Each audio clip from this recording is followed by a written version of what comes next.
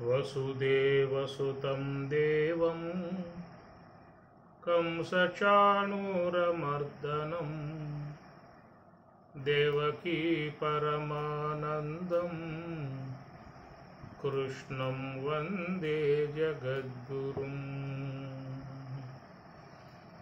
वामन गोविन्द वासुदेव प्रद्युम्न राम राम कृष्ण नारायणाच्युता।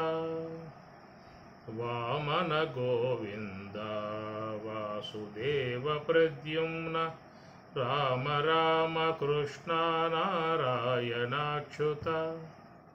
दामोदरानिरुद्ध दैव पुण्डरीकाक्ष नामात्रयाधीश नमो नमो। माधवा केशवा मधुसूदना विष्णुश्रीधरा पदनकं चिन्तयामि यूयम्। पुरुषोत्तमा पुण्डरीकाक्ष दिव्यहरिसङ्कर्षणा अदोक्षजा। पुरुषोत्तमा पुण्डरीकाक्ष दिव्यहरिसङ्कर्षणा अदोक्षजा।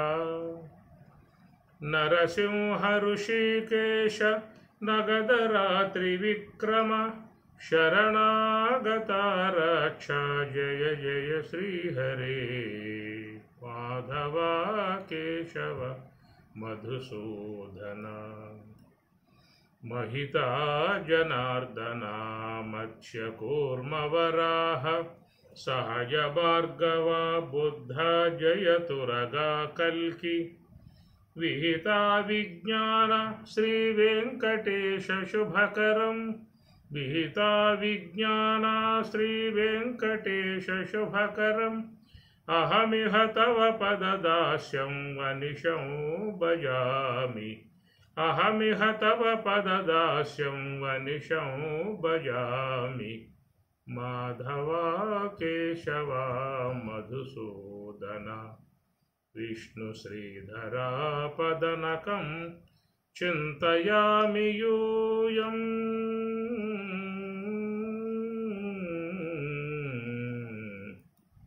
चिन्तयामि यूयम्। हतो वा प्राप्स्यसे स्वर्गं जित्वा वा भोक्ष्यसे महीम्। तस्मादुत्तिष्ठ कौन्तेय युद्धाय कृतनिश्चयः। सुखदुःखे समे कृत्वा लाभालाभौ जयाजयौ। ततो युद्धाय युज्यस्व नैवं पापम् अवाप्स्यसि।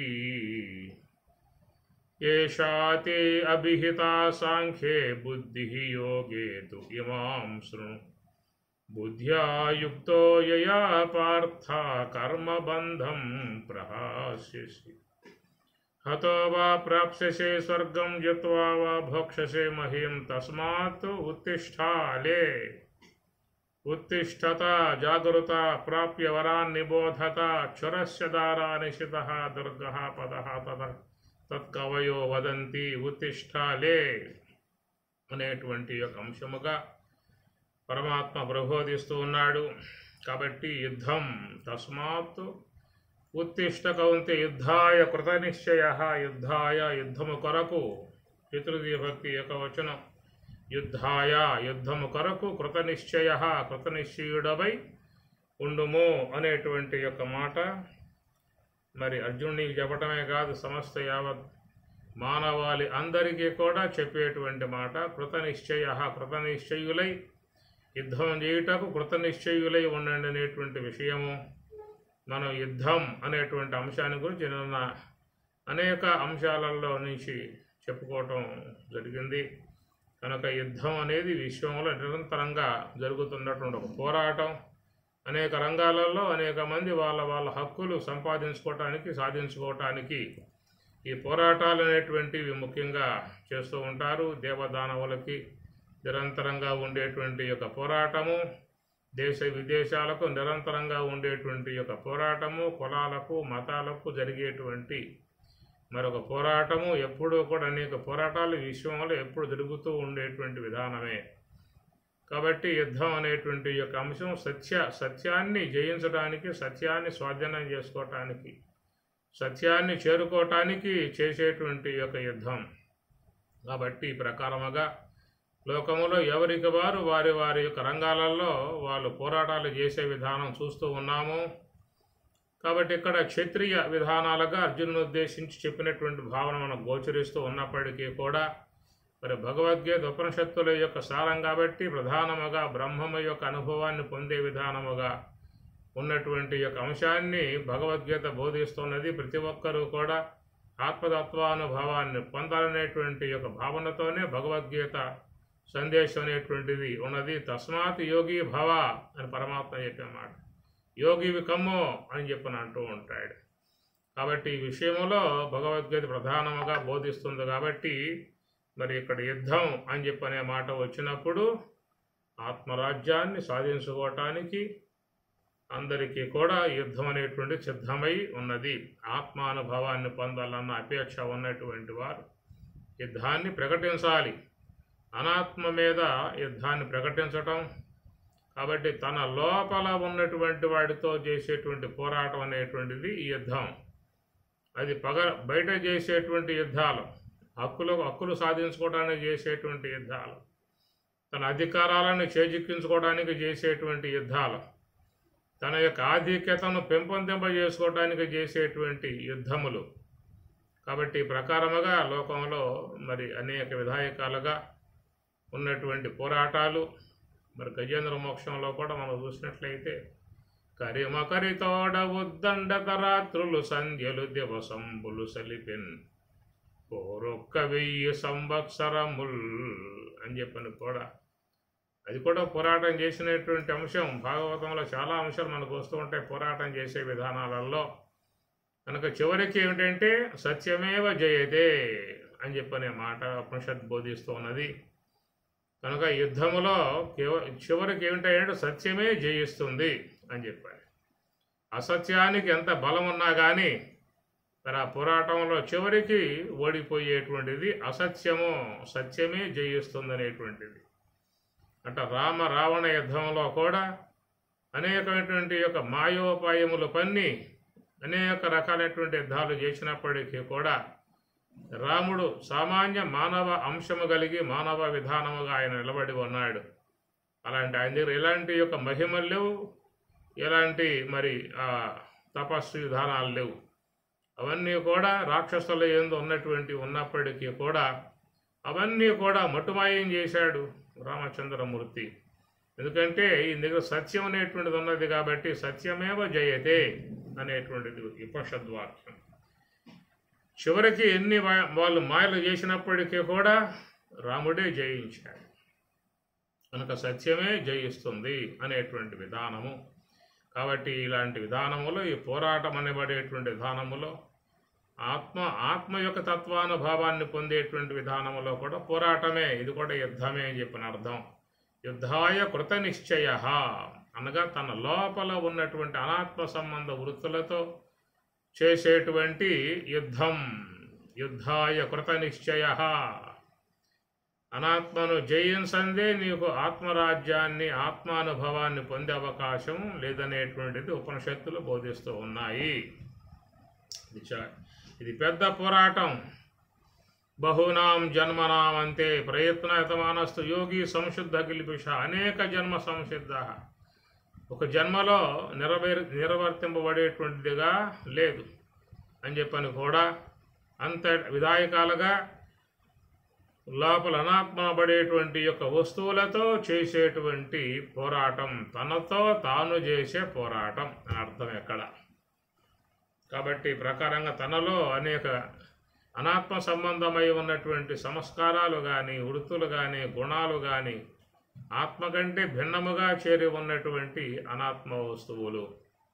కాబట్టి అనాత్మ వస్తువులను జయించే విషయంలో కూడా కృత నిశ్చయులై ఉండాలి అనేటువంటి యొక్క భావన దాని అందరూ కూడా గమనించుకోవాల్సినటువంటి విషయము. హతో వా ప్రాప్స్యసే స్వర్గం జిత్వా వా భోక్ష్యసే మహీం తస్మాదుత్తిష్ఠ కౌంతేయ యుద్ధాయ కృతనిశ్చయః. సుఖదుఃఖే సమే కృత్వా లాభాలాభౌ జయాజయౌ తతః యుద్ధాయ యుజ్యస్వ న ఏవం పాపం అవాప్స్యసి. సుఖదుఃఖే సుఖములు కానీ దుఃఖములు కానీ లాభములు కానీ నష్టములు కానీ జయము కానీ అపజయములు కానీ ఏవైనా రావచ్చు. కాబట్టి ఏది ప్రాప్తిస్తుందో ఎప్పటికి ఏది ప్రాప్తిస్తుందో చెప్పే అవకాశం లేదు. కాబట్టి తతః యుద్ధాయ యుజ్యస్వ, నువ్వు యుద్ధానికి సిద్ధపడు అని చెప్పనే మాట చెప్పేటువంటి విషయం ఏంటంటే, ఇది బాహ్య యుద్ధము అనేది ఒక అంశం అయితే అంతర్యుద్ధం అనేది కూడా మరొక అంశము. బాహ్య హక్కులు సాధించుకోవటానికి, బాహ్యములో అధికారాలు సాధించుకోవటానికి చేసేటువంటి పోరాటాలు అవి వ్యవహారంలో చేరి ఉన్నటువంటివి. ఇవి బ్రహ్మము యొక్క బ్రహ్మ జ్ఞానమును, బ్రహ్మ యొక్క రాజ్యమును సంపాదించుకోవటానికి, మోక్షరాజ్యాన్ని సంపాదించుకోవటానికి మరి చేసేటువంటి యుద్ధము. కాబట్టి యుద్ధములో కూడా సుఖము ఉండవచ్చు, దుఃఖం ఉండవచ్చు, లాభం ఉండవచ్చు, నష్టం ఉండవచ్చు, జయం ఉండవచ్చు, అపజయం ఉండవచ్చు. ఇవన్నీ కూడా ఎలా ఉన్నప్పటికీ కూడా తతః యుద్ధాయ యుజ్యస్వ, నువ్వు యుద్ధానికే సిద్ధపడు అనేటువంటి మాటగా స్వామివారు చెప్తూ ఉన్నారు. ఇది అందరికీ వర్తించేటువంటి అంశం. భగవద్గీత బ్రహ్మజ్ఞానాన్ని బోధించేది కాబట్టి బ్రహ్మతత్వానుభవాన్ని పొందింపజేసేటువంటి యొక్క మార్గముగా ఉన్నటువంటి దానికి ఉత్సాహరూపమైనటువంటి అంశాన్ని స్వామివారు అందిస్తూ ఉన్నారు. కనుక ఇది జ్ఞానయుద్ధం అనేటువంటి అంశము ఇంతవరకు 8 శ్లోకాలలో ఛాత్రాష్టకముగా ఉన్నటువంటివి. స్వామివారు 8 శ్లోకాలు చెప్పిన తర్వాత ఏషాతే అభిహిత సాంఖ్యే బుద్ధి, అయ్యా నీకు ఇంతవరకు సాంఖ్య సంబంధమై ఉన్నటువంటి యొక్క బుద్ధిని అభిహిత చెప్పడం జరిగింది అని చెప్పి అన్నాడు. ఈ మాటను చూసినట్లయితే ఆయన చెప్పినటువంటిది జ్ఞానయుద్ధము కానీ బాహ్య యుద్ధము కాదు. ఎందుకంటే బాహ్య యుద్ధం చెప్పినట్లయితే నీకు ఎంతవరకు క్షత్రియుడవై ఇతర రాజులను జయించే విషయంలో నీకు యుద్ధ సంబంధమై ఉన్న అంశాన్ని బోధించడం జరిగింది అనే మాట కదా వాడాల్సింది. అక్కడే ఆ మాట వాడలేదు. ఏషా ఇంతవరకు తే నీకు అభిహిత చెప్పబడింది ఏమిటంటే సాంఖ్యే బుద్ధి, సాంఖ్య సంబంధమై ఉన్నటువంటి యొక్క బుద్ధిని నీకు చెప్పటం జరిగింది అని అర్థం. కనుక సాంఖ్యం అనేటువంటిది ఒక దర్శనం ఉన్నది. కపిల భగవానుల వారు మరి సాంఖ్య దర్శనాన్ని ఆయన గారు లోకానికి అందించాడు. భగవద్గీతలో చాలా వరకు మీకు పరమాత్మ ఈ సాంఖ్య దర్శనాన్ని అనేక సందర్భాలలో చెప్పినటువంటి యొక్క విధానం ఉన్నది. కాబట్టి సాంఖ్యము యోగము ఈ రెండు కూడా భగవద్గీతలో ప్రవాహ రూపకంగా ఉంటాయి. మరి దానికి ప్రధానముగా ఉన్నది ఉపనిషత్తులు అన్నమాట. ఉపనిషత్తులు, సాంఖ్యము, యోగము ఈ 3 నడుస్తాయన్నమాట. ఉపనిషత్తులు అంటే వేదాంతర్గత భాగాలు, వేదములో ఉన్నటువంటి యొక్క అగ్రభాగంలో ఉన్నటువంటి మరి ఆ ఉపనిషత్తులు వాటి సారముగా. రెండవది సాంఖ్య దర్శనం, కపిల భగవానులు వారు ఇచ్చినటువంటి సాంఖ్య దర్శనాన్ని కూడా దీంట్లో చాలా వరకు వినియోగించడం జరిగింది. అదే ప్రకారంగా పతంజలి ఇచ్చినటువంటి యొక్క యోగ శాస్త్రం కూడా మరి దీంట్లో యోగ తత్వాన్ని గురించిన అంశాలు కూడా దీంట్లో చెప్పడం జరుగుతున్నది. అందువల్ల ఈ 3 యొక్క సమ్మేళనముగా జరుగుతున్నటువంటి యొక్క విచారణ భగవద్గీత, ఉపనిషత్తులు, సాంఖ్య దర్శనము, యోగ దర్శనము అనేటువంటి. ఇక నైయాయిక వైశేషికాలు పదార్థ సంబంధమై ఉన్నటువంటి అంశాలు అవి కూడా మనం చూసినట్టయితే పంచభూతాంశములలో నడిచేటువంటివి కనపడుతూ ఉంటాయి. కాబట్టి ప్రధానంగా ఏంటంటే ఈ సాంఖ్యం అనేటువంటిది, ఈ సాంఖ్య బుద్ధి ముఖ్యంగా రావాలి. ఏషాతే అభిహిత సాంఖ్యే బుద్ధి. కనుక సాంఖ్య బుద్ధి ముందుగా ఆధ్యాత్మిక మార్గంలో ప్రయాణం చేసేటువంటి వాళ్ళకి రావాల్సి ఉంటుంది. అందువల్ల మహాత్ములు మనకి సాంఖ్య దర్శనాన్ని వినిపిస్తారు. ఆ సాంఖ్యములో 20 తత్వాలతో చేరి ఉన్నటువంటి స్థూలదేహము, 19 తత్వాలతో చేరినటువంటి సూక్ష్మదేహము, ఈ రెండింటి విషయాలని తాత్విక మార్గంలో ప్రయాణం చేసేటువంటి ఉద్దేశం ఉన్నటువంటి వారు అధ్యయనం చేయాల్సి ఉంటుంది. అందువల్ల మీకు శాస్త్రకారులు అందరూ కూడా ఈ మర్యాదను పాటించారు. శంకరాచార్యుల వారు కూడా ఈ సాంఖ్య అంశాలని చాలా చక్కగా ఆయన తత్వబోధలలో వివేక చూడమనులో బాగా చెప్పే విషయం ఉంటుంది. అట్లనే సీతారామాంజనేయ సంవాదంలో కూడా సాంఖ్య దర్శనం, సాంఖ్య యోగం విషయంలో సీతమ్మ రాముడు ఈ సాంఖ్య విషయమంతా స్థూల దేహం, సూక్ష్మ దేహం, పంచకరణాయ ఉత్పత్తులన్నీ కూడా రాముడు సాంఖ్యయోగంలో చెప్పడం జరుగుతుంది. గురువులు అందరూ కూడా అచల మార్గస్థులు కూడా ముందు ఈ సాంఖ్య విషయాలను బాగా చెప్పిన తర్వాతే వాళ్ళకి పరిపూర్ణ బోధను అందించే విధానం అచలంలో ఉంటుంది. ఆశ్రమాలలో కూడా ఈ సాంఖ్య విషయాన్ని బాగా ముందు అందిస్తారు. కనుక సాంఖ్య విషయాన్ని తెలుసుకున్నట్లయితే మరి ఆత్మ అనాత్మల విషయం బాగా అవగాహన గుర్తుంది. మరి ఆధ్యాత్మికంగా ముందు పోవడానికి అవకాశం ఏర్పడుతుంది. అందువల్ల ఎప్పుడైనా మీకు అవకాశం ఉన్నట్లయితే సాంఖ్య పంచీకరణ అనగా స్థూల పంచీకరణ, సూక్ష్మ పంచీకరణ అని చెప్పని అంటారు. ఈ రెండు కూడా బాగా చక్కగా తెలుసుకోవాల్సి ఉంటుంది. అందువల్లే పరమాత్మ తన యొక్క గీతా సందేశాన్ని అందించడానికి ముందుగా ఆయన పేరు పెట్టిందే సాంఖ్యయోగము అని పేరు పెట్టాడు. తర్వాత కర్మయోగం, జ్ఞానయోగం, కర్మ సన్యాస యోగం, ఆత్మ సంయమ యోగం, విజ్ఞాన యోగం, అక్షర పరబ్రహ్మ యోగం, ఇట్లాగ అనేక యోగాలు ముందు రాబోతాయి. ప్రథమంగా ఆయన గారు ఆరంభం చేసింది ఏంటంటే సాంఖ్యయోగం అని చెప్పని. కాబట్టి సాంఖ్య బుద్ధి ముఖ్యంగా రావాలి. అది గురువుల ద్వారా ఆ విషయాలు బాగా విన్నట్లయితే ఆత్మ అనాత్మల యొక్క విషయం బాగుగా తెలియబడే అవకాశం ఉంటుందన్నమాట. కాబట్టి ఈ ప్రకారంగా ఉన్నటువంటి అంశాన్ని సాంఖ్యము అన్నారు. అయితే సాంఖ్యము అనే దానికి పరమాత్మ గీతలో మరొక అంశము కూడా చెప్పుకొచ్చారు. సాంఖ్యము అనే దానికి స్వామి చెప్పిన అర్థం ఏంటంటే భగవద్గీతలో యోగ సమాధి, జ్ఞాన సమాధి, తురియము అంటాం కదా, ఆ తురియము అనబడేటువంటి దానికే అక్కడ సాంఖ్యము అనేటువంటిది కూడా ఆయన చెప్తున్నటువంటి మాట. యత్ సాంఖ్యై ప్రాప్యతే స్థానం తత్ యోగై అపి గమ్యతే. కాబట్టి యత్ సాంఖ్యై, ఏ యొక్క సాంఖ్యై ప్రాప్యతే స్థానం, కాబట్టి ఈ యొక్క నివృత్తి మార్గంలో పయనించి ఈ యొక్క యోగ సమాధిని వాళ్ళు పొంది ఉన్నారు. తత్ అలాంటి యొక్క యోగ సమాధిని యోగై, యోగముతో ఉన్నటువంటి వాళ్ళు కూడా అక్షరకాలంలో పొందుతారు అని చెప్పని అంటాడు. కనుక సాంఖ్యము, సన్యాసము ఈ రెండు దగ్గరగా స్వామివారు యోగ సమాధి సంబంధ అంశముగానే మీకు పోలిక చేసి భగవద్గీతలో చెప్పటం జరుగుతూ ఉన్నది. సాంఖ్యయోగ పృథగ్బాలా ప్రబదంతి నపండితాహ అనేది కూడా ఆయన చెప్తాడు. అసంయతాత్మనా యోగ దుష్ప్రాప ఇతి మేమతి. సన్యాసస్తు మహాబాహో దుఃఖం ఆప్తుం అయోగతః యోగయుక్త ముని బ్రహ్మ. సన్యాసహతు, సన్యాసం అన్నట్లయితే అలాంటి దాన్ని పొందటం దుఃఖం ఆప్తు, అది పొందటం చాలా కష్టంతో చేరి ఉన్న విషయం అంటాడు. ఎవరికని చెప్పనంటే అయోగత, ఎవరైతే యోగాభ్యాసం చేయరో, మరి యోగాభ్యాసం చేయకుండా ఉన్నటువంటి వారికి సన్యాస స్థితిని పొందటం వాళ్ళకి సాధ్యం కాదని చెప్పని అంటాడు. అనగా సన్యాసము అని చెప్పనంటే అది కేవలం మరి యోగ సమాధి అనేది అర్థం చేసుకోవాలి. ఇక్కడ మహాత్ములు 4వ అనుభవముగా ఉన్నటువంటి యోగ సమాధిలో ఉన్నటువంటి దానికి స్వామివారి అక్కడ సన్యాసం అనే పదముతో ఆయన చెప్పడం జరుగుతుంది. గమనించాలి ఇది. సన్యాసహతు మహాబాహో దుఃఖం ఆప్తం అయోగత అంటాడు. దుఃఖం పొందటం, ఆప్తం పొందటం, దుఃఖం చాలా కష్టంతో చేరి ఉన్న విధానం ఎవరికంటే అయోగత, యోగాభ్యాసం చేయని వాళ్ళకని అర్థం. యోగయుక్త ముని బ్రహ్మ, అచిరేణ బ్రహ్మం అధిగచ్చతి. యోగయుక్త ముని, యోగముతో ఉన్నటువంటి యొక్క ముని అచర కాలంలోనే అతడు బ్రహ్మము యొక్క అనుభవాన్ని పొందుతూ ఉన్నాడు.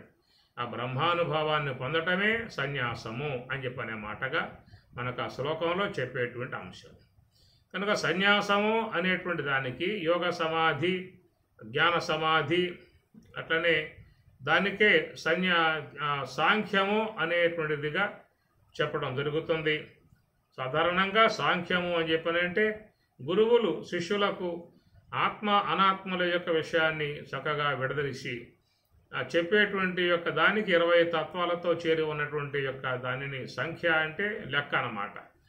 కనుక అలాంటి విషయాలను బాగా అందించే విధానం గురువులు ముఖ్యంగా చేస్తారు.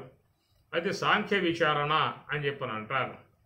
ఇక్కడ భగవద్గీతలో సాంఖ్యం అనేటువంటి మాటకు ఆయన యోగ సమాధికి చేర్చి చెప్పేటువంటి మాట మీరు గమనించండి. 5వ అధ్యాయంలో పోయి చూసుకోండి. 6వ అధ్యాయంలో చూసుకున్నా కానీ అక్కడ కూడా మీకు ఈ పదాలు వాడటం జరుగుతుంది. కాబట్టి సాంఖ్యం అనేటువంటిది ఏంటంటే అది కేవలం యోగ సమాధికి చెందిన అంశముగా సాంఖ్యము అని. ఏషాతే అభిహిత సాంఖ్యే బుద్ధి. కాబట్టి నీకు ఇంతవరకు సాంఖ్య సంబంధమై ఉన్నటువంటి యొక్క బుద్ధి ఆ తత్వం యొక్క విషయమై అభిహిత చెప్పటం జరిగింది అని చెప్పని అంటూ ఉన్నాడు. కాబట్టి ఆ యుద్ధం యొక్క విషయం చూసినట్లయితే మరి తనలో ఉన్నటువంటి ఏ యొక్క అనాత్మ సంబంధమై ఉన్నటువంటి 20 తత్వాలతో చేరి ఉన్న స్థూల దేహం, 19 తత్వాలతో చేరి ఉన్నటువంటి యొక్క సూక్ష్మ దేహము, వాటి మీద సాధకుడు దాడి చేసే విధానము అనే విషయం ఇక్కడ. ఎందుకంటే అవన్నిటిని జయించందే వాడు మరి ఆ సాంఖ్య బుద్ధి వచ్చే అవకాశం లేదు. సాంఖ్య బుద్ధి అంటే మరి ఆ యొక్క స్వరూప స్థితి, స్వరూప అనుభవం ఉండేటువంటి యొక్క విధానం గల మరి అది రాదన్నమాట. దానికోసముగా ఇక్కడ యుద్ధం అనేటువంటి యొక్క అంశాన్ని చెప్పటం జరిగింది. కనుక సాధకులు చేసేటువంటిది ఒక మహా పోరాటం. ఇది గమనించినట్లయితే ఇది పెద్ద పోరాటం. వెళ్ళి పగర గెలుపు గెలుపే వెలగు మతిన్ గెలువ వలయును అభ్యంతర శత్రువల తద్విజయము మోక్షం అని భారతం. వెలిపగర గెలుపు గెలుపే అయ్యా, బయట చేసే యుద్ధం కాదయ్యా. ఎలాగో మతిన్ గెలువ వలయున్, లోన ఉన్న మనసును జయించాలి, లోన ఉన్న వృత్తులను జయించాలి, లోన ఉన్న అనాత్మను జయించాలి, అజ్ఞానమును జయించాలి. ఇది చాలా పెద్ద పోరాటముగా చేరి ఉన్నటువంటి యొక్క విధానం. కనుక తనలో చేరి ఉన్నటువంటి అనాత్మ సంబంధమై ఉన్న వ్యక్తిత్వం బాగా దృఢపడి బలపడి ఉన్నది. కాబట్టి దాన్ని నువ్వు జయించందే స్వరూప స్థితికి పోయే అవకాశాలు ఏ కోశాన లేవు. అందువల్లే పరమాత్మ భారతంలో చెప్పిన అంశము ఎల్లి పగర గెలుపు గెలిపే. బయట గెలిచే గెలుపు కాదయ్యా, లోపల గెలవాలి. లోకములన్నీయున్ గడియలోన జయించిన వాడవు, ఇంద్రియానీకము చిత్తమున్ గెలువనేరవు అని అంటాడు ప్రహ్లాదుడు కూడా. లోకములన్నీయున్ గడియలోన జయించిన, సమస్త లోకాలను జయించావా, అది గొప్పతనం కాదు. లోపల ఉన్న వాళ్ళని జయించాలి. అభ్యంతర శత్రువుల తద్విజయము.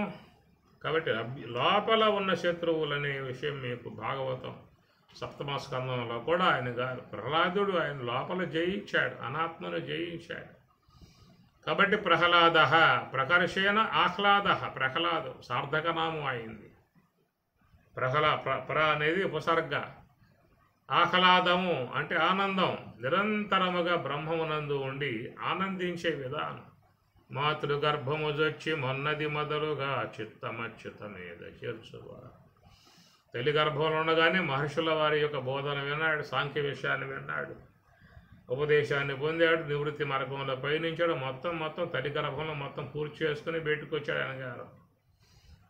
మాతృగర్భము జొచ్చి మొన్నది మొదలుగా చిత్తమచ్యుతమేద చేర్చువాడు. నిరంతరముగా యోగ సమాధిలో మునిగి తేలే విధానముగా రావటం కారణం ఏంటంటే ఆయన చిన్నతనం నుంచి మొత్తం ఆ విషయం ఆయన బాగా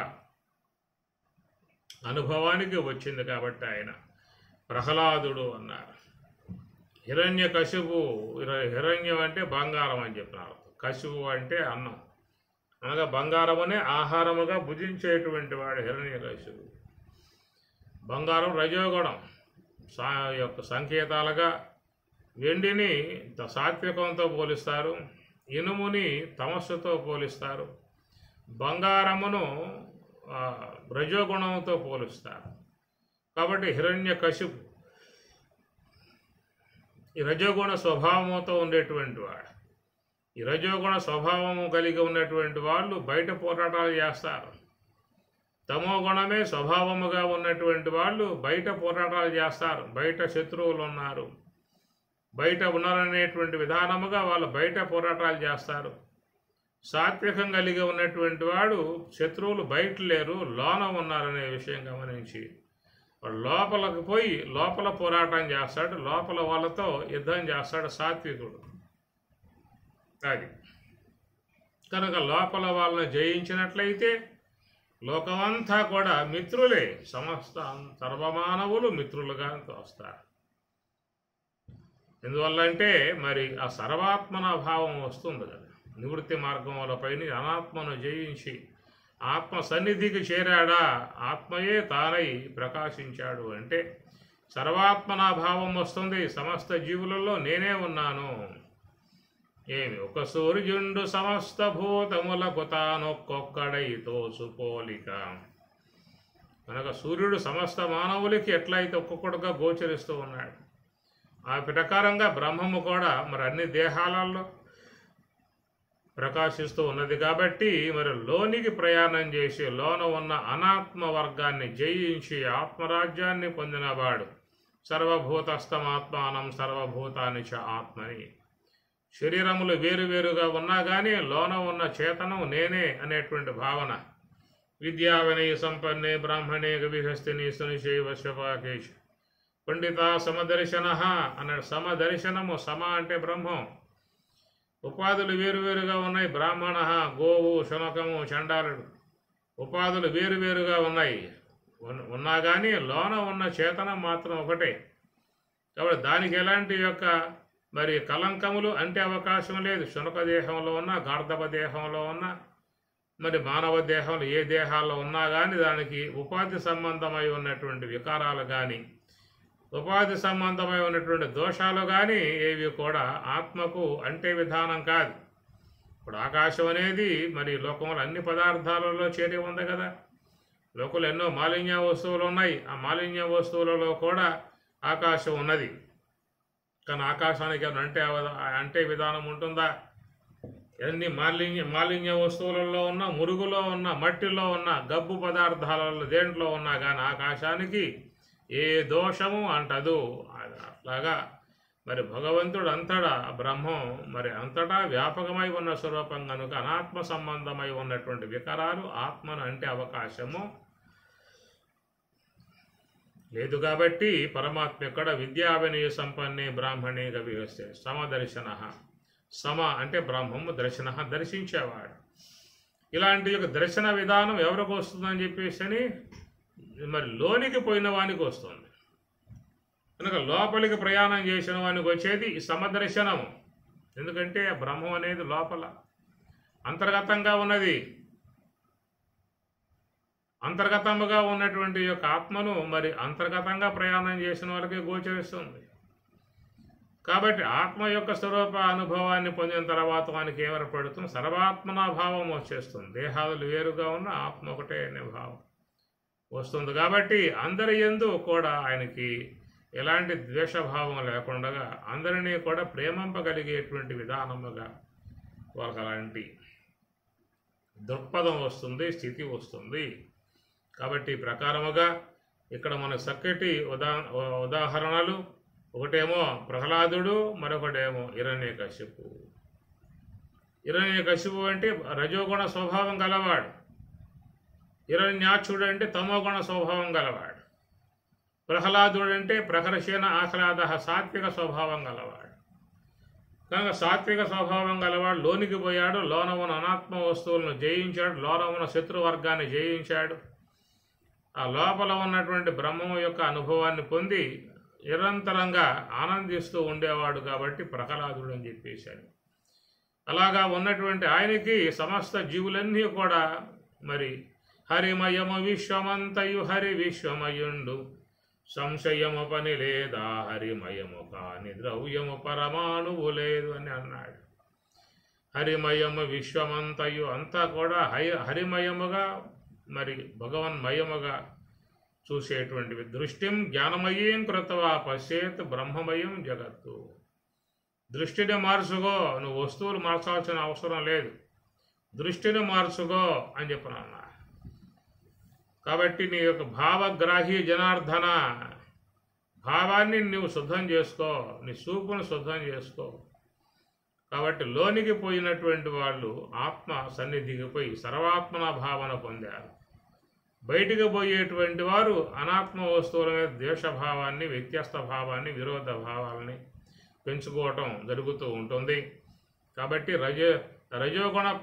రజోగుణంతో ప్రకోపించేటువంటి వాడు హిరణ్యకశిపు అయితే, తమో గుణముతో ప్రకోపించేటువంటి వాడు హిరణ్యాక్షుడు అని చెప్పని. కాబట్టి వీళ్ళు బయట శత్రువుల యొక్క భావనతో పోయేటువంటిది. కాబట్టి ఎవరైతే సాత్వికమును పెంపొందింపజేసుకుంటాడో వాళ్ళకి సర్వాత్మనాభావం వస్తుంది. ఎవరు రజోగుణం తమో గుణాలను ఆశ్రయించి వాటిని పెంపొందింపజేసుకున్నట్లయితే భేద బుద్ధి ఏర్పడుతుంది, ద్వైత బుద్ధి ఏర్పడుతుంది. అందరి యందు శత్రుత్వ భావాలు అనేటువంటివి కూడా ఏర్పడతాయి.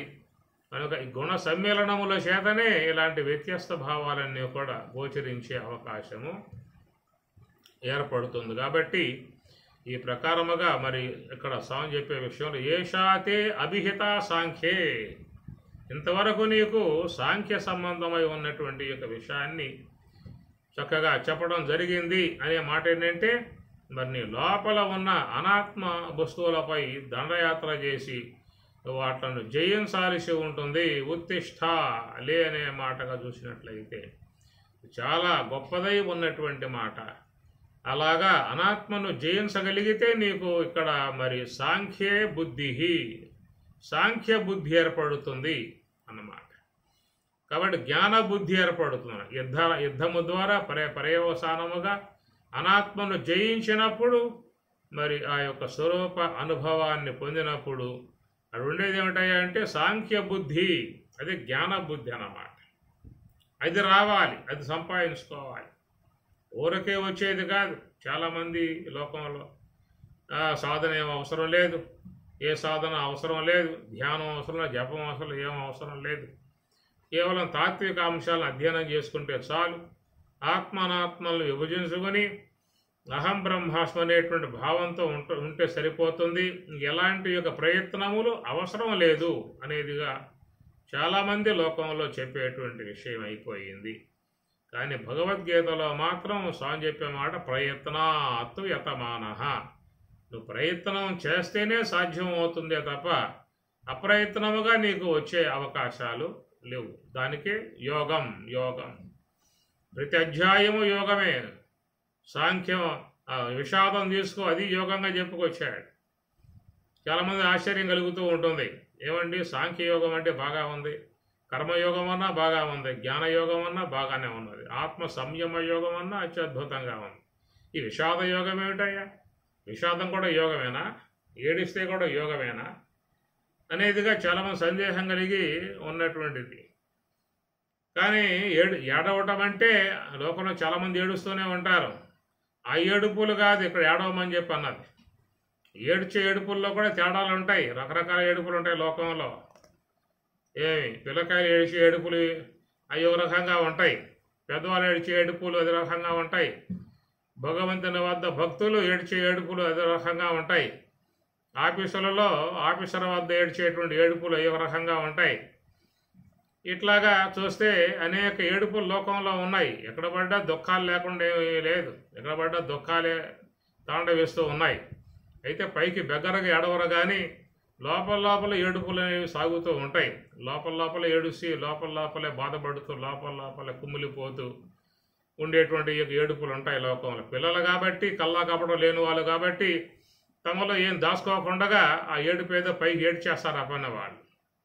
వాళ్ళకి ఎలాంటి యొక్క నామోచే లేదు, ఎలాంటి యొక్క వారి వికారంగా వాళ్ళు భావించేది లేదు. కాబట్టి వాళ్ళ యొక్క ఏడుపు వస్తే పైకి చెప్పేస్తారు ఆ పని వాళ్ళు. అయితే పెద్దవాళ్ళు కాబట్టి మర్యాదస్తులు కాబట్టి ఆ పైకి ఏడిస్తే బాగోదనే భావంతో లోపల ఏడ్చే విధానాలుగా ఉంటాయి. కనుక లోకంలో చాలా రకాలై ఉన్నటువంటి యొక్క ఏడుపులు అందరూ కూడా ఏడుస్తున్నటువంటి విధానమే. అందువల్లే శూద్రహ అనే పదం కూడా వాడారు కదా. శూద్రహ అంటే షుక్ అనే ధాతు అన్నమాట. షుక్ అంటే దుఃఖం, సుక్ శుచవు అనగా దుఃఖముతో ఉన్నటువంటి వాళ్ళని శూద్రులు అనేటువంటి మాట కూడా వాడుతున్నటువంటి విధానము. జన్మ దుఃఖం, జరా దుఃఖం, జాయా దుఃఖం, పునః సంసార సాగరం దుఃఖం అని చెప్పని శంకరాచార్యుల వారు కూడా బాహాటంగా మొత్తం చెప్పేసేసాడు. అయ్యా, లోకంలో దుఃఖం లేకుండా ఎవరు లేరు, జన్మ రావటమే దుఃఖం అన్నాడు. జన్మ దుఃఖం, జరా దుఃఖం. పుట్టినప్పుడు పసిబిడ్డగా ఉన్నటువంటి వాడు ఏడుస్తాడు. జరా దుఃఖం, లాస్ట్లో వచ్చేటువంటి ముసల్దానం, అది కూడా బాల్యంతో సమానమే. అక్కడ కూడా నానా రకాలై ఉన్నటువంటి బాధలతో ఏడ్చేటువంటి ఏడుపులు ఆడ ఉంటాయి. కాబట్టి జన్మ దుఃఖం, పుట్టగానే బిడ్డకు పసితనములో ఉండే దుఃఖాలు. జరా దుఃఖం, చివరిలో వృద్ధాప్యం పైబడ్డప్పుడు ఆడ వచ్చే దుఃఖాలు. ఇక మధ్యలో వచ్చే దుఃఖాలు ఏంటంటే జాయా దుఃఖం అనే మాట ఏదో వాడాడు అక్కడ. జాయా అంటే భార్య. ఈ అమ్మగారు రాగానే అక్కడి నుంచి సంసార వ్యవహారాలన్నీ పెరిగిపోతాయి.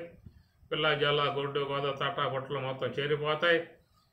పుట్టినటువంటి వాళ్ళ చదువులు అని చెప్పని, పెళ్ళిళ్ళు అని చెప్పేసి, అల్లుళ్ళకి మళ్ళీ కోరికలు అని చెప్పి నానా రకాలై ఉండేటువంటి దాయకాలకు నలిగిపోయే పరిస్థితి ఏర్పడుతుంది. ఏదో మా యొక్క దాంట్లో సంసారము, సుఖము, ఆనందము, ఏవో కొన్ని ఆశలతో పోయి దాంట్లో దూకినా కానీ తర్వాత వచ్చే సమస్యలకి తట్టుకోలేక అలలాడిపోయే పరిస్థితి. కాబట్టి జాయా దుఃఖం అని శంకరాచార్యుల వారు అక్కడ కూడా దుఃఖాంశాన్ని బోధించుకొచ్చాడు. ఇట్లాగా జీవితం మొత్తం కూడా దుఃఖముతోనే ఆయన గారు చెప్పినటువంటి యొక్క విధానము. కాబట్టి దుఃఖం లేకుండా లోకంలో ఎవరు లేరు. కాబట్టి ఆ దుఃఖాలు నానా రకాలుగా ఉంటా ఉంటాయి, నానా విధాయకాలుగా ఉంటా ఉంటాయి.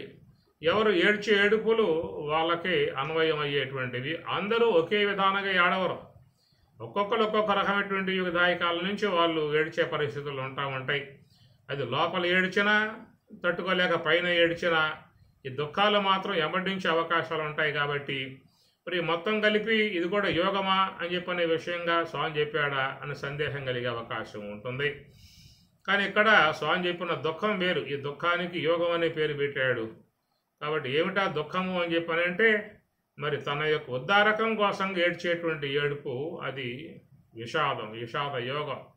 తన ఉద్ధారకం కోసం ఏడవాల్సి ఉంటుంది, భగవంతుని వద్ద ఏడవాల్సి ఉంటుంది, గురువుల వద్ద తన యొక్క మొర విన్నవించుకోవాల్సి ఉంటుంది.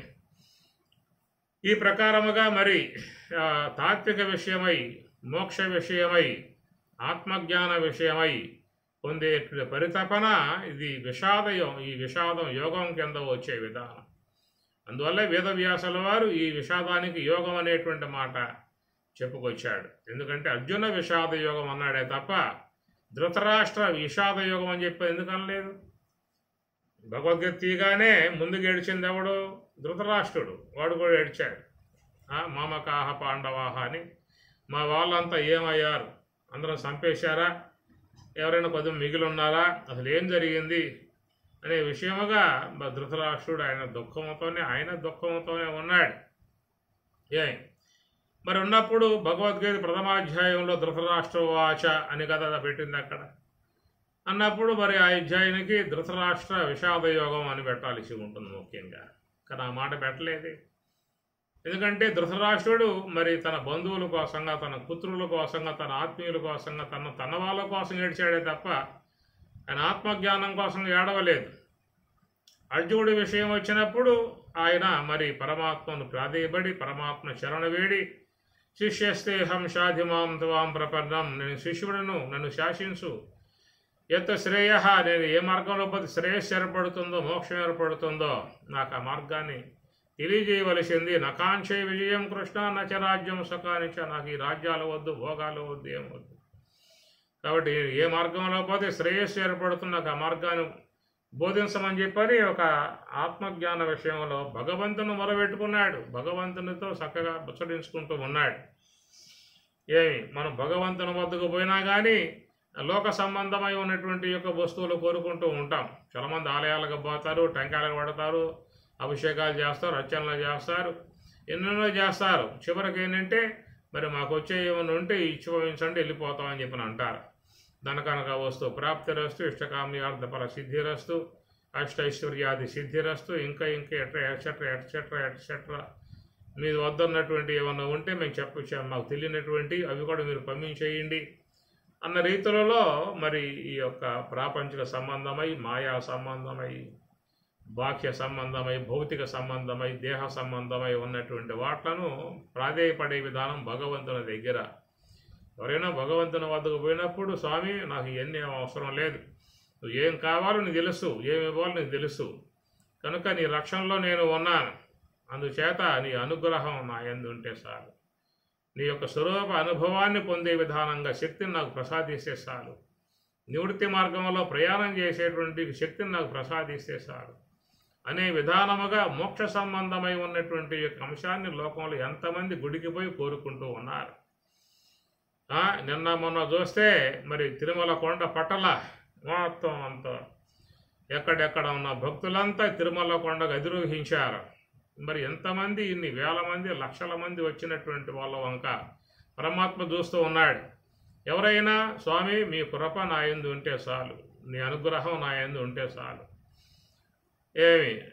ఇంకా మంచి గురువుని ప్రాప్తింపజేయండి, మంచి జ్ఞాన మార్గంలో పయనింపజేసే అనుగ్రహించండి, ఆత్మజ్ఞానాన్ని పొంది స్వరూపానుభవాన్ని పొందే విధానంగా నాకు చక్కగా ప్రసాదించండి అనేటువంటి యొక్క భావనకు ఎంతమంది స్వామిని కోరి ఉంటారు చెప్పండి.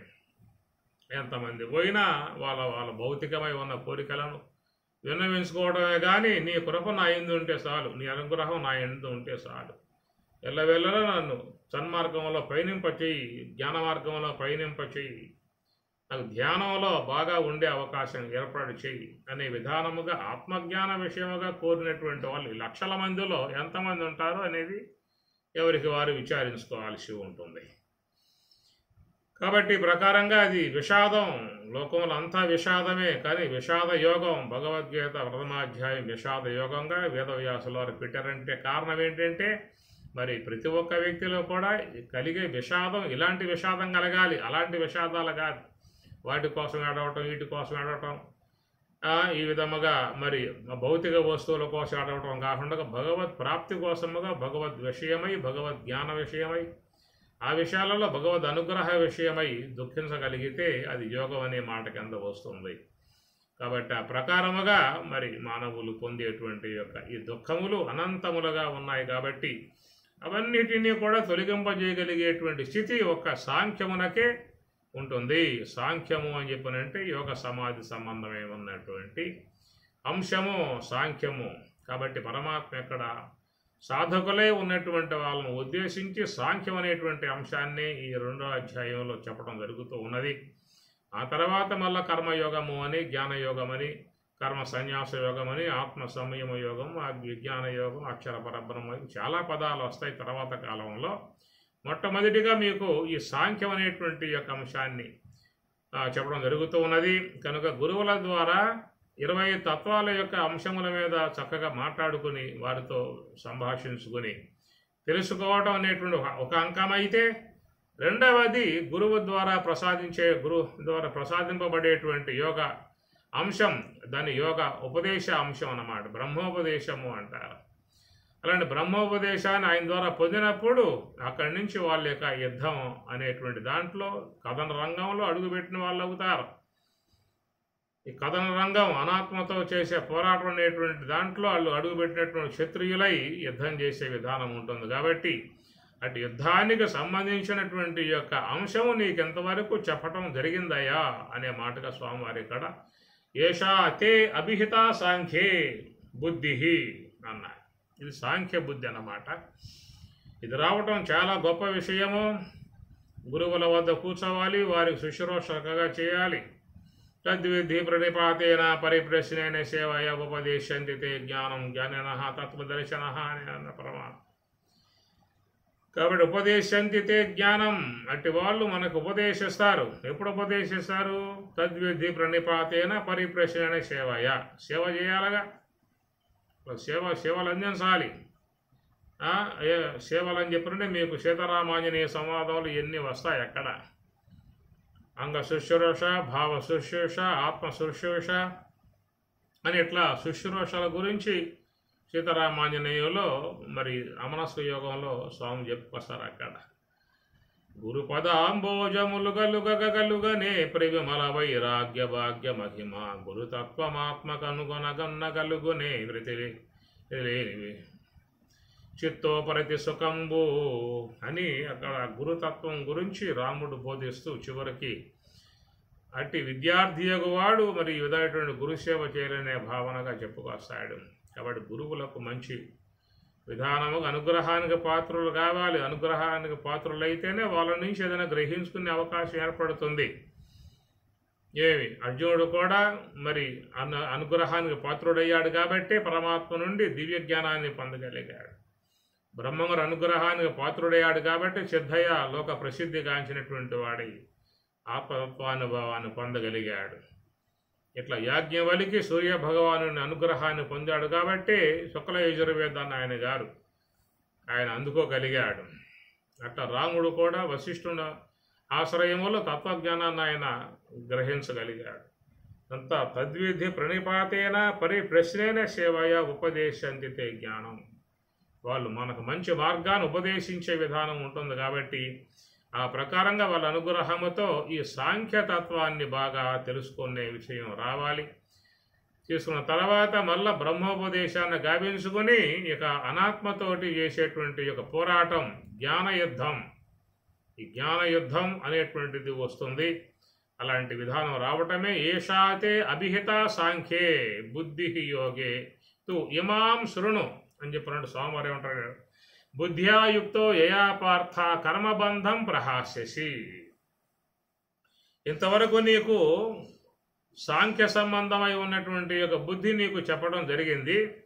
ఇక బుద్ధ్యాయుక్తో యయా పార్థ, యయా ఎటువంటి బుద్ధితో యుక్త కూడుకున్నటువంటి వాడవై కర్మబంధం ప్రహాస్యసి, కర్మబంధము నుంచి ప్రహాస్యసి విడబడగలవో అలాంటి యొక్క ఇమాం, ఇలాంటి యొక్క యోగమును నీవు శృణు వినుము అని స్వామివారు ఇక్కడ ప్రతిజ్ఞ చేస్తూ ఉన్నారు. కాబట్టి బుద్ధ్యాయుక్త యయా పార్థ, ఎలాంటి యొక్క బుద్ధితో కూడుకున్నటువంటి వాడైనట్లయితే కర్మబంధం ప్రహాస్యసి, ఈ కర్మబంధము నుండి విడబడగలవో అని చెప్పి అంటూ ఉన్నాడు. ఇది చాలా ముఖ్యమై ఉన్నటువంటి యొక్క అంశము. యయా బుద్ధ్యా యుక్త, యయా ఎటువంటి బుద్ధితో యుక్త కూడుకున్నటువంటి వాడవో కర్మబంధం ప్రహాస్యసి, కర్మబంధాల నుంచి ప్రహాస్యసి విడబడగలవో అని చెప్పి అంటూ ఉన్నాడు. కాబట్టి బుద్ధి అనేటువంటి చాలా గొప్ప విషయం. ఇక్కడ శుద్ధాంతకరణాన్ని బుద్ధి అని చెప్పని అంటారు, మలినాంతఃకరణాన్ని మనస్సు అని చెప్పని అంటారు. పంచేంద్రియముల ద్వారా బయటికి పోయి శబ్ద స్పర్శాది విషయాలని ఆస్వాదించేదిగా ఉంటేనేమో దాన్ని మనస్సు అంటారు. హంస యొక్క ఆశ్రయములో ఉండి తమ సమస్త మాలిన్యాలను పోగొట్టుకొని అంతఃకరణం శుద్ధమై నివృత్తి మార్గంలో ప్రయాణం చేసేదిగా ఉంటేనేమో దాన్ని బుద్ధి అని చెప్పని అంటారు. ఇది గమనించాల్సిన అంశము. కాబట్టి అంతఃకరణం అనేటువంటిది ఒక్కటే. అది మలినాంతఃకరణము, శుద్ధాంతఃకరణం రెండు రకాలుగా ఉంటుంది. మలినాంతఃకరణాన్ని మనస్సు అన్నారు, శుద్ధాంతఃకరణాన్ని బుద్ధి అని చెప్పని అంటారు. ఈ రెండు కూడా మనలోనే ఏకమై ఉన్నటువంటి ఒక అంశము, అది అంతఃకరణంలో చేరి ఉన్నటువంటి భాగము. కాబట్టి ప్రకారముగా దాంట్లో ఇంకా చిత్తము అహంకారం అనబడేటువంటివి అంతర్గతంగా ఉన్నప్పటికీ కూడా కానీ యోగతత్వ విషయంలో ప్రధానంగా చెప్పేది మనస్సుని బుద్ధిని ఎక్కువగా తీసుకుంటారు. అహంకార వ్యవహారాల్లోకి పోయినప్పుడు అక్కడ అహంకారమును చిత్తమును తీసుకుంటారు. ఇక్కడ ఆధ్యాత్మికంలోకి వచ్చినప్పుడు మనస్సుని బుద్ధిని మాత్రమే తీసుకుంటారు. కనుక చాలా చోట్ల ఈ రెండింటి యొక్క అంశాల గురించే మీకు భగవద్గీతలో ప్రస్తావన జరుగుతూ ఉంటుంది. శ్రోత్రం చక్షు స్పర్శనంచ రసనం ఘ్రాణం ఏవచ అధిష్టాయ మనశ్చాయం విషయాన్ ఉపసేవతే. ఈ శ్రోత్ర, త్వక్కు, చక్షువు, జిహ్వ, ఘ్రాణం అనబడేటువంటి పంచేంద్రియాలని ఉపకరణములుగా చేసుకొని మనస్సు బయటికి పోయి విషయాన్ ఉపసేవతే, విషయాలని ఆస్వాదిస్తుంది అని చెప్పని అన్నారు.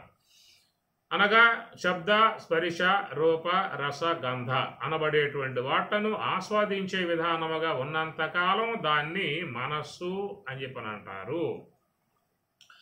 అనాత్మతో అనుసంధానం కలిగి ఉన్నటువంటి అంతఃకరణాన్ని మనస్సు యొక్క భాగంగానే పోల్చారు. ఎందువలంటే మనస్సు అనేది చంచలమై ఉంటుంది, అనేక ఆలోచనలు కలిగి ఉంటుంది, సంస్కారములతో చేరి ఉంటుంది, శబ్దాది విషయాలతో చేరి ఉంటుంది, నానా రకాలైన వ్యవహారాలతో చేరి ఉంటుంది, అనేక రకాలకు గుణాలతో ముఖ్యంగా చేరి ఉంటుంది అన్నమాట.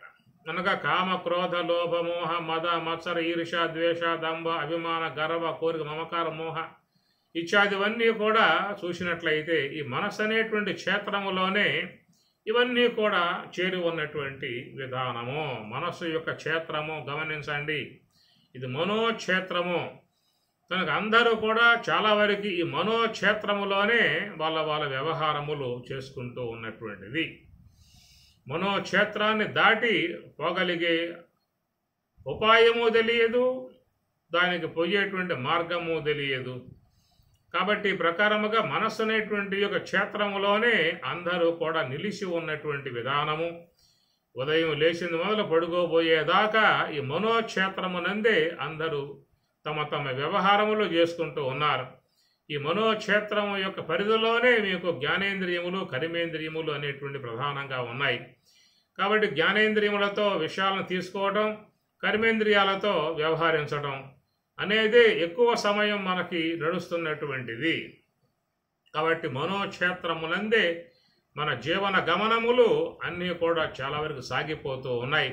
బాల్యం మొదలు వృద్ధాప్య పర్యంతం వరకు ఈ మనోక్షేత్రమునందే మన జీవన సరళి నడుస్తున్నటువంటిది. కాబట్టి వ్యవహారానికే మనం ముడిపడి ఉన్నాము, వ్యవహారమునకే మనం పరిమితమైపోయి ఉన్నాము. ఎందుకంటే ఈ వ్యవహారానికి మరి ఇంద్రియములు దోహదం చేసేవిగా ఉండడమే కాకుండా లోన ఉన్న సంస్కారములు కూడా ఈ వ్యవహారం యొక్క సంబంధముగా వచ్చిన సంస్కారాలు కాబట్టి అవి కూడా మళ్ళా అదే మార్గానికి తీసుకుపోయే విధానం ఉంటుంది. కాబట్టి ఎంతమంది ప్రయత్నం చేసి బ్రాహ్మీ సంబంధమై, జ్ఞాన సంబంధమై, యోగ సంబంధమై, శాస్త్ర సంబంధమై, ఉపనిషత్తుల సంబంధమై ఉన్నటువంటి జ్ఞానాన్ని ఎంతమంది లోపల హృదయ క్షేత్రంలో నిశ్శబ్దం చేస్తున్నారనే విషయాన్ని ఎవరికి వారుగా చూసుకోవాల్సి ఉంటుంది. ఏ కొద్ది మందో కొంచెం ఆధ్యాత్మిక జిజ్ఞాస కలిగి తడపా ఏదో మహాత్ముల వద్ద కూర్చొని ఏవో కొన్ని విషయాలన్నా మనసు లోపల పడవేసే ప్రయత్నం ఏ కొద్ది మందో తప్ప మిగతా వాళ్ళంతా కూడా ఈ మనోక్షేత్రమునందే నిలిచి ఆ మనోక్షేత్రములో చేరి ఉన్న జ్ఞాన కర్మేంద్రియాల వరకే పరిమితం అయిపోయి ఇంకా మనోక్షేత్రములో చేరి ఉన్నటువంటి యొక్క సంస్కారముల వరకే వాళ్ళు పరిమితం అయిపోయి ఇంకా మనోక్షేత్రములో చేరి ఉన్నటువంటి గుణాలు ఏవి ఈ యొక్క తామసిక సంబంధమై ఉన్న గుణాలు కామ, క్రోధ, లోభ, మోహ, మద, మత్సర, ఈర్ష్య, ద్వేష ఏవైతే ఉన్నాయో ఇలాంటి గుణాలకు పూర్తిగా వాటికి స్వాధీనులైపోయి కనుక ఈ ప్రకారంగా చూసినట్లయితే సమయం వీళ్ళకి లేదక సమయం మొత్తం కూడా ఆక్రమించేశాయి. ఈ మనోక్షేత్రంలో చేరి ఉన్నటువంటి వాళ్ళ సమయాన్ని పూర్తిగా ఇంద్రియములు పూర్తిగా ఆక్రమించేశాయి. ఒకవేళ ఏమన్నా ఉందా అంటే లోన సంస్కారములు, మనో సంబంధ సంస్కారములు ఆలోచన రూపాలుగా అవి వాని యొక్క సమయాన్ని పూర్తిగా ఆక్రమించేశాయి. ఇంకా అడప సందర్భాలు వచ్చినప్పుడు లోన ఉన్నటువంటి గుణాలు ప్రకోపించి కామావేశం, క్రోధావేశం, మోహావేశం, ద్వేషావేశం, అసూయ ఆవేశములు స్వామి చెప్పినట్లుగా కామ, క్రోధ ఉద్భవం వేగం సంయుక్త సుఖీ నరహ స్వామి చెప్పినట్లుగా కామ ఉద్భవ వేగం, క్రోధ ఉద్భవ వేగం, మోహ ఉద్భవ వేగం, అసూయ ఉద్భవ వేగం, కక్ష ఉద్భవ వేగం, ద్వేష ఉద్భవ వేగం, ఆ వేగములకు అందరూ కొట్టుకుపోతున్న పరిస్థితి. కాబట్టి ఈ ప్రకారంగా చూస్తే మన యొక్క జీవనకాల పర్యంతమంతా కూడా ఈ మనోక్షేత్రమునందే సాగిపోతున్నటువంటిది తప్ప ఎవరూ కూడా బుద్ధి స్థాయికి, బుద్ధి క్షేత్రానికి పోయే విధానమే కనపడటం లేదు.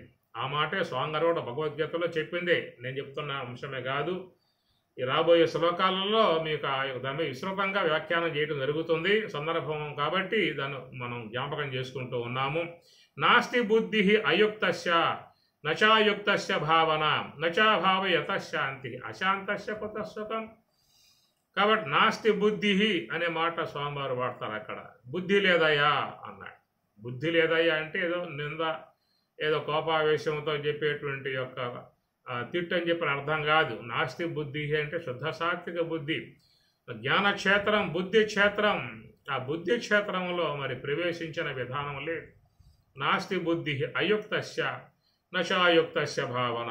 అలాంటి అయుక్తునికి ఈ మరి బుద్ధి క్షేత్రంలో చేరకుండా ఉన్నటువంటి వానికి మరి బ్రహ్మభావం ఎట్లా వస్తుంది? నాస్తి అయుక్తస్య నచాయుక్తస్య భావన. కాబట్టి ఆ బుద్ధి క్షేత్రంలో వాడు ప్రవేశింపనప్పుడు వాడికి మరి ఆత్మభావం ఎట్లా వస్తుంది? బ్రహ్మభావం ఎలా వస్తుంది? నచాభావ యత శాంతి. ఇలాంటి బ్రహ్మభావం లేనటువంటి వాడికి ఆత్మ యొక్క శాంతి ఎట్లా వస్తుంది? శాంతి ఆత్మస్వరూపం కదా, శాంతాకారం భుజగ శయనం. కాబట్టి మనకు శాంతి లేదు. అశాంతస్య కుత సుఖం. ఆత్మశాంతి లేని వాడికి సుఖం జీవితంలో ఏముంటుంది? ఇవన్నీ చెప్పడం వల్ల కారణం ఏంటంటే నాస్తి బుద్ధి. కాబట్టి బుద్ధి క్షేత్రంలోకి మనం రావటం అనేటువంటిది జరగటం లేదు. ఇది అందరూ కూడా గమనించుకోవాల్సినటువంటి యొక్క అంశం. కనుక బుద్ధి క్షేత్రంలోకి రావటం అని చెప్పనంటే అది నివృత్తి మార్గమై ఉండాలి, హంస యొక్క ఆశ్రయమై ఉండాలి. కనుక మరి సోహం పూజ అన్నారు. హంస యొక్క ఆశ్రయం తురీయ క్షేత్రం. ఆ తురీయ క్షేత్రంలోకి పోగలిగినటువంటి వారికి మాత్రమే సమస్త మాలిన్యాలన్నీ కూడా కడగబడి అక్కడ శుద్ధ సాత్వికమై ఉన్నటువంటి యొక్క బుద్ధి శేషిస్తుంది. కాబట్టి అలాంటి యొక్క బుద్ధి క్షేత్రములో ఉన్నటువంటి వారు ఎప్పుడూ కూడా ప్రశాంతముగా, ప్రహ్లాదుడు అలాంటి యొక్క క్షేత్రంకి వచ్చేశాడు, శుక భగవానుడు ఆ క్షేత్రానికి వచ్చేశాడు, రమణ భగవానుడు ఆ క్షేత్రానికి వచ్చేశాడు. ఇట్లా అనేక మంది మహర్షులు, ఋషులు, యోగులు, తత్వవేత్తలు, పండితులు, జ్ఞానులు అందరూ కూడా ఆ క్షేత్రానికి వాళ్ళు చేరుకున్నారు. అది దైవక్షేత్రం, పుణ్యక్షేత్రం, జ్ఞానక్షేత్రం. ఆ క్షేత్రానికి ముఖ్యంగా మనం చేరాల్సి ఉంటుంది. మనం చాలా క్షేత్రాలకు పోతూ ఉన్నాం, మంచిదే. కానీ అవన్నీ కూడా తాత్కాలికంగా ఉన్నటువంటి పుణ్యక్షేత్రములుగా పిలువబడేటువంటి విధానం. ఇది జ్ఞానక్షేత్రం. ఈ క్షేత్రానికి రావాలి. ముఖ్యంగా రావాలంటే ప్రయత్నంతో సాధ్యమవుతుంది తప్ప అది ఊరకే వచ్చే విధానం కాదు. కాబట్టి మనం చెప్పుకున్న విషయాలలో మరి మలిన సాత్విక అంతఃకరణం, శుద్ధ సాత్విక అంతఃకరణం ఒకటే. అయితే రెండు కూడినంటే మనోక్షేత్రము, బుద్ధి క్షేత్రము అన్నారు. కాబట్టి ఈ మనోక్షేత్రములో ఏమున్నాయి అని చెప్పనంటే మరి జ్ఞానేంద్రియ, కర్మేంద్రియాలు ప్రధానముగా కాసు కూసున్నాయి. ప్రతి ఒక్కడు కూడా ఈ ఇంద్రియములకు లోబడే తమ వ్యవహారం సాగుతున్నటువంటి విధానం. పరాంచ కాని యత్రనత్ స్వయంభూ తస్మాత్ పరాత్ పశ్యతి నా అంతరాత్మను నపశ్యతి. ఎవడు కూడా చూసే అవకాశం లేకుండా పోయింది అన్నాడు. కారణం ఏంటంటే పరాంచ కాని, ఖం ఇంద్రియం, ఖాని ఇంద్రియములు, సమస్త ఇంద్రియములన్నీ కూడా బయటికి పోయే విధానంగా ఉన్నాయి. కాబట్టి అలాంటి ఇంద్రియముల యొక్క సాహచర్యములో చేరి ఉన్నాడు, ఇంద్రియముల సంబంధమైనటువంటి యొక్క విషయాల సాహచర్యంలో చేరి ఉన్నారు, మనో సంబంధమై ఉన్న వాసన సాహచర్యంలో చేరి ఉన్నారు. ఈ మనస్సులో చేరి ఉన్న కామాది గుణాలకు, ప్రకోపాలకు లోబడి ఉన్నారు. కాబట్టి అందరూ కూడా చూస్తే మనోక్షేత్రమునందే వాళ్ళ జీవన గమనాలు, జీవిత ఆయుష్యులు గడిచిపోతూ ఉన్నాయి. కాబట్టి ఏదైనా వివేకముతో మహాత్ములు చెప్పే విధానముగా పుణ్యక్షేత్రమగు, మరి ఆ యొక్క జ్ఞానక్షేత్రమగు, యోగక్షేత్రమగు, ఈశ్వర సన్నిధియగు మహాకారణం వైపు రాగలిగితే అక్కడ నీకు ఏర్పడేటువంటిది మరి ఈ శుద్ధ సాత్విక బుద్ధి క్షేత్రం ఏర్పడుతుంది. కాబట్టి అది పుణ్యక్షేత్రం, బుద్ధి క్షేత్రం, పుణ్యక్షేత్రం. కాబట్టి ఈ ప్రకారం రెండు అంశములు మీకు భగవద్గీతలో చెప్పేటువంటి మాట. కాబట్టి నాస్తి బుద్ధి అయుక్తస్య నచాయుక్తస్య భావన. కాబట్టి శుద్ధాంతకరణమగు బుద్ధి క్షేత్రం లేకపోతే వానికి బ్రహ్మభావం లేదు, బ్రహ్మభావం లేకపోతే వానికి సుఖం శాంతి లేదు, శాంతి లేకపోతే సుఖం లేదు అని చెప్పనే మాట. మరొకసారి 6వ అధ్యాయంలో కూడా దదామి బుద్ధి యోగం, నీకు నేను బుద్ధి యోగాన్ని ఇస్తున్నాను అన్నాడు. భజతాం ప్రీతిపూర్వకం, ఎవరైతే మనస్సుని హంస ఎమ్మటే పెట్టి మరి నన్నే ధ్యానిస్తారో, అంతర్గతమైనటువంటి ఈశ్వరునకు నన్ను ధ్యానిస్తారో, అలా నన్ను ధ్యానించేటువంటి వారికి నేను వాళ్ళకు ఏం చేస్తున్నానని చెప్పానంటే దదామి, ప్రసాదిస్తూ ఉన్నాను బుద్ధి యోగం అన్నాడు. కాబట్టి ఆ బుద్ధి క్షేత్రములో అప్పుడు వాళ్ళు ప్రవేశించే అవకాశం ఏర్పడుతుంది. అది ఈశ్వరానుగ్రహము అన్నారు. ఈశ్వరానుగ్రహముతో కలిగేటువంటిది ఆ బుద్ధి క్షేత్రం. అలాగా బుద్ధి క్షేత్రములో ప్రవేశించినటువంటి వారు మరి ఏనా మాం ఉపయాంతితే, ఆ విధముగా దాని ద్వారా మాం ఉపయాంతి, మాం అనగా బ్రహ్మం, ఆ బ్రహ్మమునే ఉపయాంతి పొందే వాళ్ళుగా ఉన్నారు. కాబట్టి బుద్ధవు శరణం అనివిచ్చ బుద్ధియుక్తో జహాతీహ పదాలు చాలా వస్తాయి భగవద్గీతలో. ఆ బుద్ధికి ఇచ్చిన ప్రాముఖ్యత చాలా గొప్పది. కాబట్టి ఆ ప్రకారముగా అది సోహం అనగా మహాకారణములో చేరి ఉన్న అంతఃకరణాన్ని బుద్ధి క్షేత్రము అన్నారు. మహాకారణం బుద్ధి క్షేత్రం. ఇంద్రియములన్నీ కూడా మనోక్షేత్రం అని చెప్పేసి అని. కాబట్టి మనోక్షేత్రము నుంచి మరి సాధకులై హంస యొక్క ఆశ్రయంతో నివృత్తి మార్గం వైపుకు వచ్చినట్లయితే వాళ్ళు బుద్ధి క్షేత్రంకి వస్తారు. కాబట్టి బుద్ధ్యా యుక్తో యయా పార్థ కర్మబంధం ప్రహాస్యసి. యయా బుద్ధి ఎలాంటి యొక్క యయా ఎటువంటి బుద్ధ్యా యుక్త బుద్ధితో కూడుకున్నటువంటి వారు కర్మబంధం ప్రహాస్యసి. వాళ్ళు ఈ కర్మబంధముల నుంచి ప్రహాస్యసి దాటగలవు. అర్జున నువ్వు దాటగలవు అనే మాటకి ఎవరైనా అందరికీ వర్తించే విషయం కాబట్టి దాటగలరు అనే విషయం చెప్పుకోవాలి కదా. ప్రహాస్యసి అది అర్జునుడు ఉద్దేశించినటువంటి మాట అయినప్పటికీ కూడా అందరికీ వర్తించే విషయం అన్నమాట. యయా బుద్ధ్యా యుక్త బుద్ధితో కూడుకొని ఉన్నటువంటి వాడు కర్మబంధం ప్రహాస్యసి. కర్మబంధాల నుంచి వాళ్ళు చక్కగా బయటపడే విధానం వాళ్ళకి ఏర్పడుతుంది. గమనించాల్సినటువంటి యొక్క అంశము. కాబట్టి కర్మబంధములలో అందరూ తగులుకొని ఉన్నారు. రజోగుణాత్మికమై ఉన్న వ్యవహారం అంతా కర్మయే. రజకర్మణి భారత. సత్వాత్ సంజాయితే జ్ఞానం. సాత్వికం వల్ల జ్ఞానం ఏర్పడుతుంది. రజోగుణం వల్ల కర్మ వ్యవహారం ఏర్పడుతుంది. కర్మ బంధములలో పడి ఉన్నాం. ఏమిటి కర్మ అని చెప్పనంటే దేహేంద్రియ కర్మలు, స్థూల దేహ సంబంధమై ఉన్న కర్మలు, మరి సూక్ష్మదేహ సంబంధమై ఉన్న కర్మలు, ఇంకా పైగా చూస్తే పుణ్యకర్మలు, పాపకర్మలు, నిషిద్ధ కర్మలు, ఈ సహజ కర్మలు, ఇవన్నీ చాలా రకాలుగా ఉన్నటువంటి కర్మరాశిలో అందరూ కూడా మునిగి ఉన్నారు. నహి కశ్చిత్ క్షణమపి జాతి తిష్టతి అకర్మకృత్ కార్యతే అవశః కర్మ సర్వః ప్రకృతి జైః గుణైః. కాబట్టి గుణముల చేత అందరూ జయింపబడ్డారు. గుణాలకు లోబడి ఉన్నారు, ఇంద్రియాలకు లోబడి ఉన్నారు, రజస్సు తమస్సులకు లోబడి ఉన్నారు. అవి ఏ వైపుకు లాక్కుపోతూ ఉంటే ఆ వైపు కల్లా పోయి నానా కర్మలు ఆచరించి మరి అనేక అనంత కర్మను సంపాదించుకునే వల్ల అనేక భవసాగరానికి దోవ చూపే విధానముగా పోతున్నటువంటిది ఈ కర్మ సంబంధమైన లంపటలో అందరూ కూడా ఉన్నటువంటి విషయము. కాబట్టి కర్మబంధం ప్రహాస్యసి. ఈ కర్మబంధము నుంచి నువ్వు ప్రహాస్యసి ఒడ్డున పడాలి అని చెప్పి అనుకున్నట్లయితే బుద్ధ్యా యుక్త ఆ బుద్ధితో కూడుకుని ఉండాలి. ఆ బుద్ధి రావాలంటే హంస యొక్క ఆశ్రయములో ఉండాలి. హంస ఆశ్రయం ఈశ్వరాశ్రయము. ఆ ఈశ్వరాశ్రయములో ఉన్నటువంటి వారు శుద్ధాంతకరణము బుద్ధి వస్తుంది. అట్టి వారు మాత్రమే ఈ కర్మబంధాల నుంచి బయటపడతారు. స్థూల దేహము, సూక్ష్మదేహము, కారణదేహము. కాబట్టి స్థూల దేహం జాగ్రత్త అవస్థ, సూక్ష్మదేహం స్వప్నావస్థ, కారణదేహం సుషుప్తి అవస్థ. ఈ త్రివిధ అవస్థల నుంచి, త్రివిధ జీవత్రయము నుంచి, దేహత్రయము నుంచి విడబడి మరి మహాకారణ స్థాయిలో చేరి బ్రహ్మం సమీపానికి పోవటం అవుతుంది. కాబట్టి అట్టి ఆ బ్రహ్మానుభవాన్ని పొందినటువంటి వారికి ఏ కర్మ లేదు. మీకు ఈ మాట రాబోయే 3వ అధ్యాయంలో పరమాత్మ చెబుతాడు. యస్తవాత్మరతిరేవ స్యాత్ ఆత్మతృప్తశ్చ మానవః ఆత్మన్యేవ చ సంతుష్టః తస్య కార్యం న విద్యతే. ఇది స్వామి చెప్పిన మాట.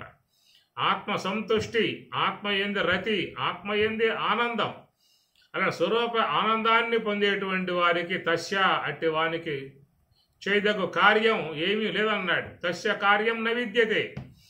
కనుక అతడు సమస్త కర్మబంధాల నుంచి ఒడ్డున పడ్డట్లే. ఆత్మజ్ఞానికి ఏ బంధం లేదు, ఆత్మజ్ఞానికి ఏ కర్తవ్య విధాయకాలు లేవు. స్వరూపానుభవంతో ఉండేటువంటి వాడు కాబట్టి అతడు కర్మబంధాల నుంచి పూర్తిగా పూర్ణముగా బయటపడ్డటువంటి విధానము. కాబట్టి ఇక్కడ స్వామివారు మరి ఇంతవరకు 8 శ్లోకాలలో ఛాత్రాష్టకములో చెప్పినటువంటివన్నీ కూడా అవి మరి ఏషాతే అభిహిత సాంఖ్యే బుద్ధి. ఈ యొక్క సాంఖ్య సంబంధమై ఉన్నటువంటి యొక్క బుద్ధిని నీకు అభిహిత చెప్పడం జరిగిందయా.